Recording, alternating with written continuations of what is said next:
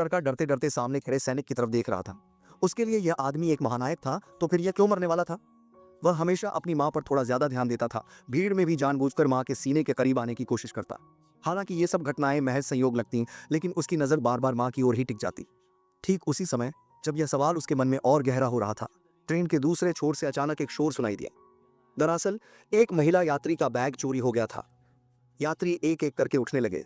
उत्सुकता उन्हें बिना किसी मंजिल के उस दिशा में खींच रही थी। छोटा लड़का भी जाना चाहता था, लेकिन मां ने उसे कसकर पकड़ लिया, जिससे वह काफी निराश हुआ। उसी पल सैनिक उठ खड़ा हुआ। उसने एक हाथ से बच्चे को हल्के से उठाकर अपनी सीट पर बैठा दिया, फिर अपनी सर्विस रिवॉल्वर और मिलिट्री कैप उसके हाथों में देते हुए कहा कि इन्हें अच्छे से संभाल कर रखना, जैसे यह उसके लिए एक पवित्र जिम्मेदारी हो। उसी क्षण लड़के ने पहली बार अपने जीवन में एक अनोखा गर्व और जिम्मेदारी का एहसास किया। बाहर की सारी हलचल मानो दूर हो गई, सब कुछ तुच्छ लगने लगा। इसी दौरान मां और सैनिक साथ साथ ट्रेन के हिलते हुए डिब्बे के अंदर से गुजरे और एक सुनसान छोटी केबिन में चले गए। इस लगभग भुला दिए गए कोने में सैनिक ने धीरे से मां को अपनी बाहों में भर लिया। वे एक दूसरे के कानों में बहुत हल्के स्वर में कुछ कह रहे थे। हर शब्द में गहरी मोहब्बत थी। मां के चेहरे पर एक गहरी खुशी की चमक उभर आई।